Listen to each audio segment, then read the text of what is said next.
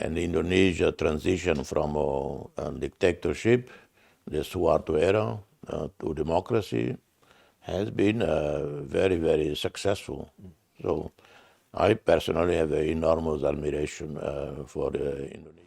When it comes to violence in Indonesia, there is no discrimination. To expect ASEAN to resolve the problem of Myanmar is also like expecting the UN Security Council to have resolved already the big catastrophe of Syria. We don't have. Welcome to Tenggara Talk with Vermonte. I have a special guest, President of Timor Leste, Mr. Ramos-Horta. Very good afternoon. Good afternoon. Thank you. Yeah, I have a few questions, but it's more about Timor Leste and Indonesia and Southeast Asia in general. First, if I may ask, what is your perception on Indonesia given what happened in the past, Mr. President? I familiar with Indonesia going back to the late 60s. Of course, I read about Sukarno, about Indonesia's struggle for independence. I saw movies, old movies of Sukarno as a speaker, mesmerizing speaker. And then during the Portuguese time, I befriended the then Indonesian consul in Dili, Elias Tomodok. And often in the evening I would go to his home in Farol. And he was very political. He didn't like at all Portuguese colonial rule. But in public events, I saw him always very friendly with the Portuguese governor. So I learned a bit of diplomacy of politics by watching him. And then I discussed with, at some point, with the new Portuguese governor, very good man, Fernando Alves Aldeia, because there was some tensions in the border, Portuguese Timor and the Waikusi and the NTT, because of land problems with border crossing. And I told the governor, why don't you invite the governor of NTT to visit Portuguese Timor?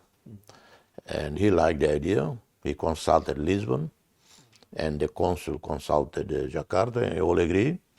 And the governor El Tari came to Dili. First time a top Indonesian official visit Timor-Leste. The first time a private jet landed in Dili. And the next day, everybody went to present compliments to the governor. I was the only one that when he saw me, he gave a big hug, Governor El Tari.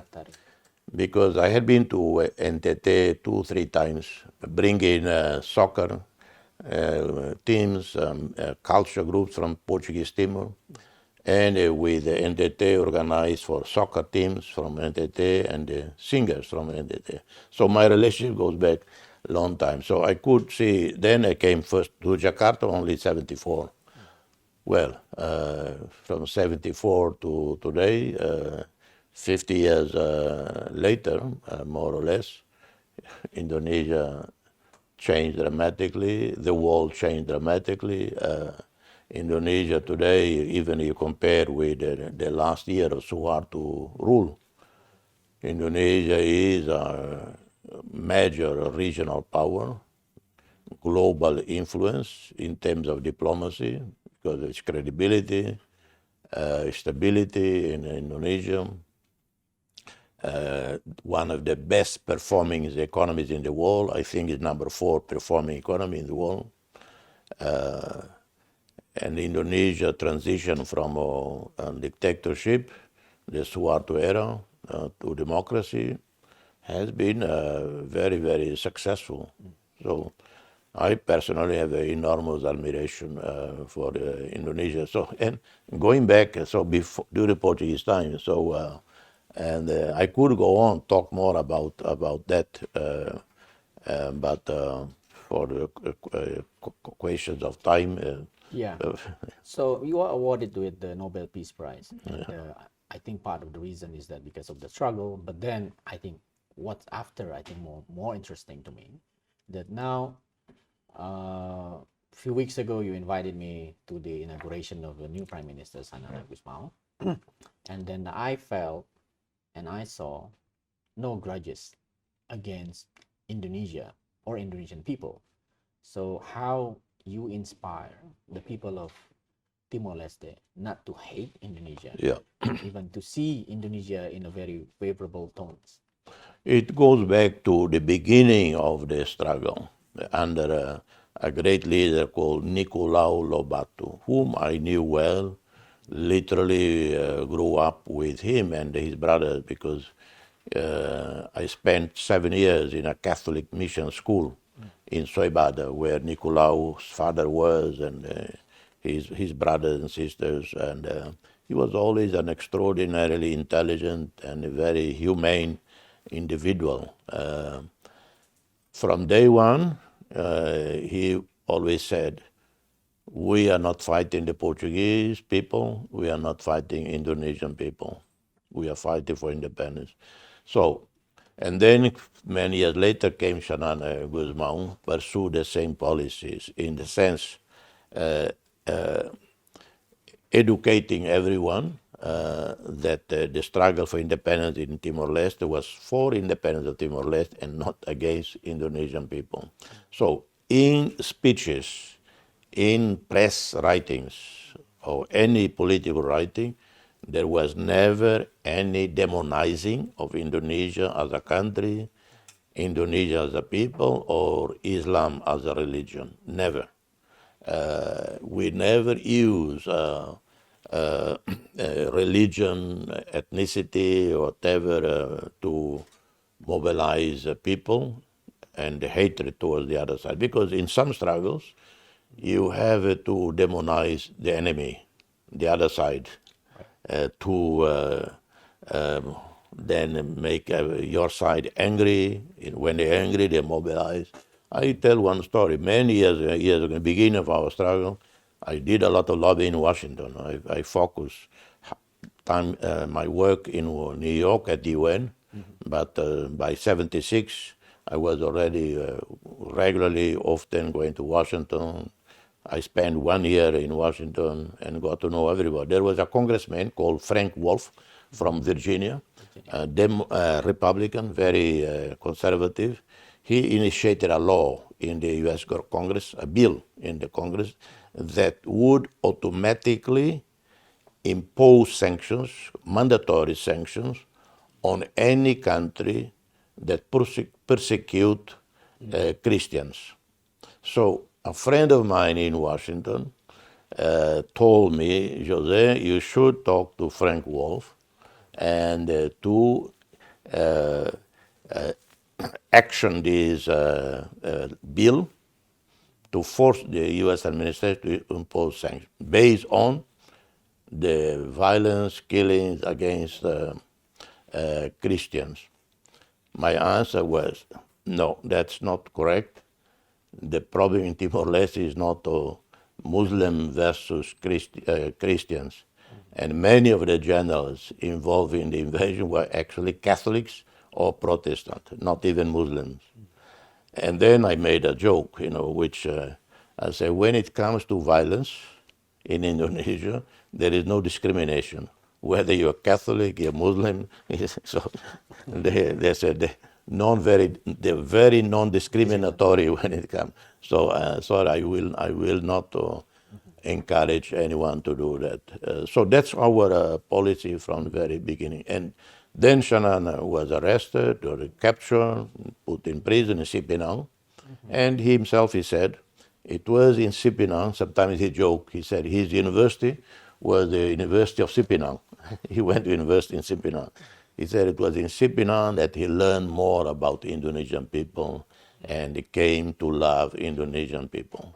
So that was the seed. And when leaders do not manipulate people's sentiments, emotions, there is no hatred. So I could say that's the seed of principle of foreign policy that Timor Leste is now pursuing. There's a big news today in the Jakarta Post about Prime Minister Sanana's statement about ASEAN and in relation to Myanmar. What's your view on that statement that Timor Leste would not or would reconsider the plan to join ASEAN if ASEAN could not in any way solve the problem in Myanmar? To expect ASEAN to resolve the problem of Myanmar is also like expecting the UN Security Council to have resolved already the big catastrophe of Syria that started more than 10 years ago. Security Council of the UN should have resolved already Yemen, Libya ongoing, eternal problem of Congo.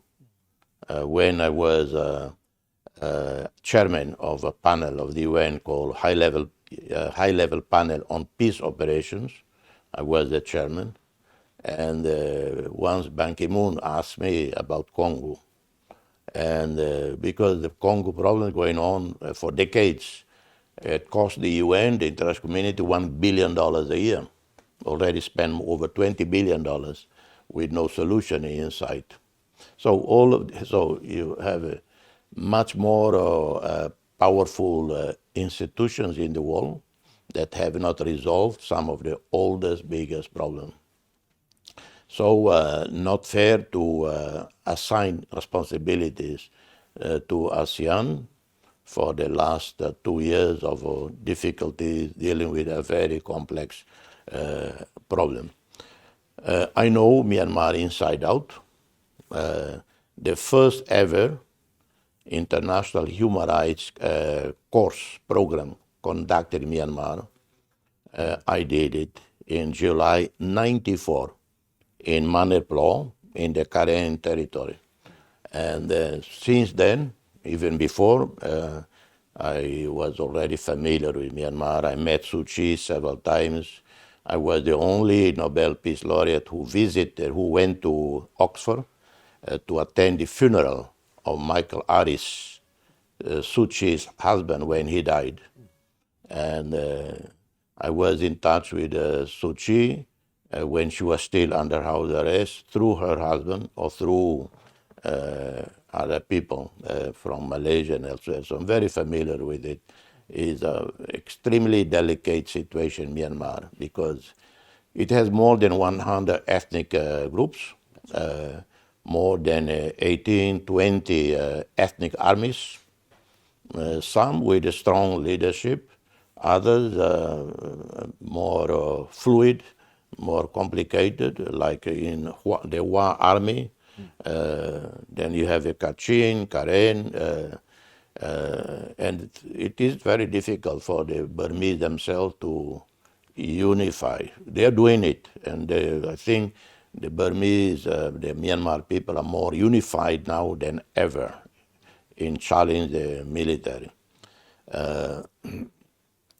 And having said that, I say, of course, we are the ones who apply to join ASEAN, and ASEAN did apply to join us.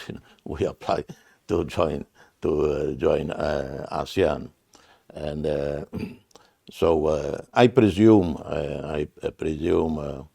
the statement by Ms. Shanana, either he was misquoted or he is expressing the anger, the frustration of the people of Myanmar towards the inability of the international community to resolve that tragic problem. Because our membership in ASEAN is a national consensus decision. It is in our interest. It is our geography. We are in Southeast Asia. Anyone looking at our data, statistics of trade, it is majority with Southeast Asian countries plus China. Day-to-day activities, cross-border, airline, passenger movement, student movement. It's with Indonesia, vast majority, and also with other Southeast Asian countries like Philippines, Thailand, etc. So we are destined to stay in this region, and being in this region, we are destined to be a member of ASEAN. And then within ASEAN, we will all try to help Myanmar. We are still in the UN, in spite of the utter failure of the UN to prevent the war in Ukraine. The war happened, still unable to resolve the problem. So are we going to quit the UN? No.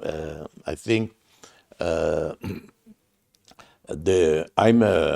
very familiar with the ASEAN leaders' effort in regard Myanmar. I have to say, I was very surprised when the coup took place with a strong stance taken initially by three countries, Indonesia, Malaysia, and Singapore, very strong.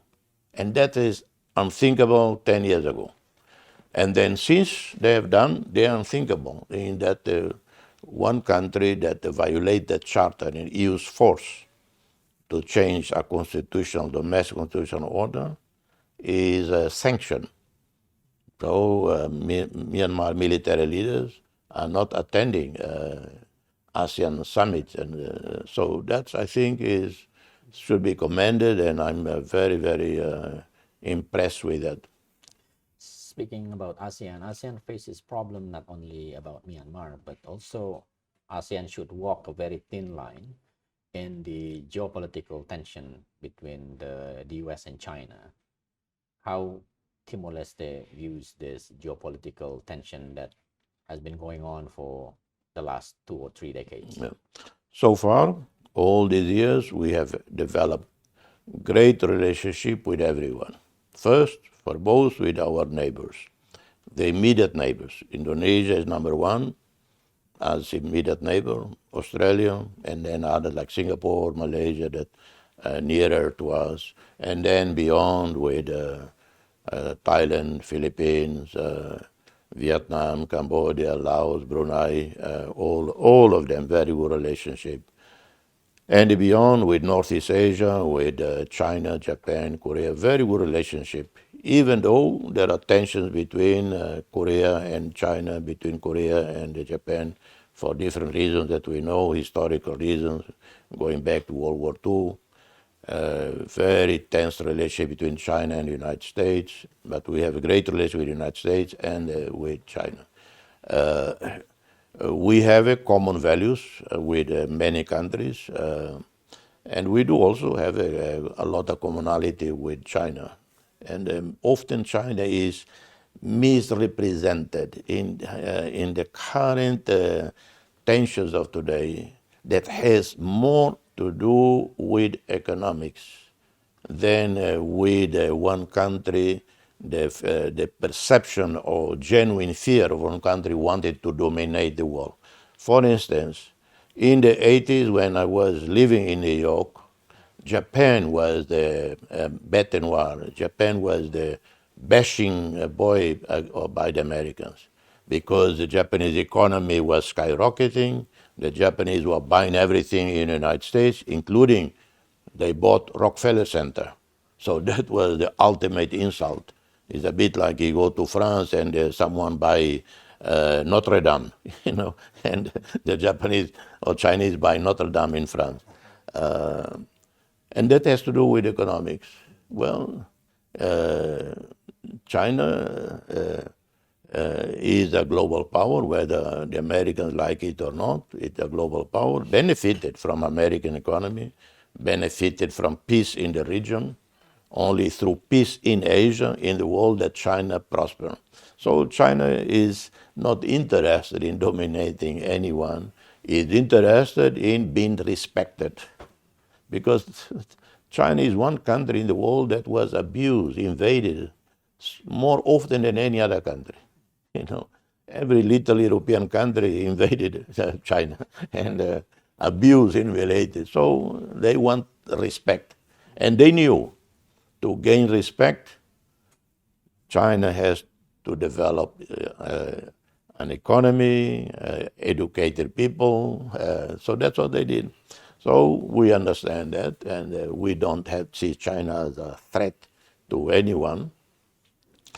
But in international politics, when interests of countries come into play, there are always tensions, So diplomacy exists for that to smooth over, to negotiate, to find. And international diplomacy over the decades have found a huge compendium, volumes of experience of practices, how to resolve key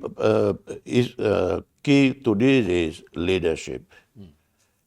Leadership in Russia, leadership in China, leadership in the United States to resolve this problem. If I may, one last question on the economy. Last time I was in Delhi, and, under your invitation, I brought home coffee beans from Letepoho district. Yes. Everybody pointed me to go there, and I could tell you it's the best coffee that I ever tested. So I brought home 2 kilograms of Letepoho coffee. And when I arrived back in Jakarta, I saw Letepoho coffee in Starbucks, already packaged nicely. Yes, yeah. So in a way, your economy starts to integrate with the global economy. So what would Timor-Leste do to integrate the economy more, at least with Southeast Asia region? Yeah, Timor coffee now is even, you find in the United States, in many shops in the United States, you find it at the airport in Narita and Osaka, you find in South Korea. But more than that, we even already exporting fruit to Singapore. Is still small quantity. Some small Timorese coffee owners, they export directly coffee to Australia, bypassing brokers and so on. We have a great virgin oil, virgin coconut oil. We have vanilla, high quality, cocoa. Was an experiment done by the European Union maybe 5-6 years ago. It was tested in Bali, the technology in Bali to test the quality of the cocoa, and they found it to be high quality. So, but besides that is oil and gas. And some people, when I tell them exactly what we do with our sovereign fund, they are surprised. I say, well, Timor-Leste is an international investor.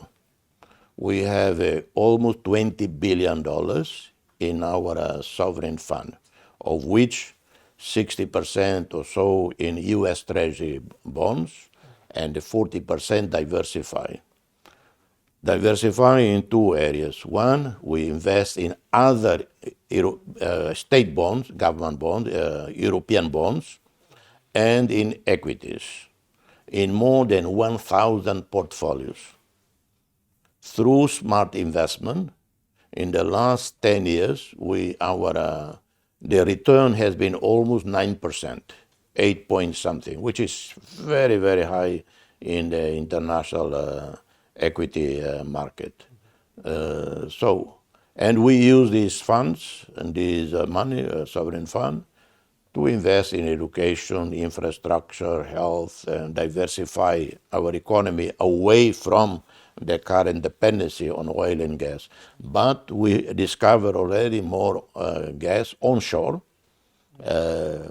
Hopefully we'll reach an agreement with joint venture on Greater Sunrise, so that we reach an agreement, and then a pipeline will bring gas from Timor Sea to Timor-Leste onshore in the next few years.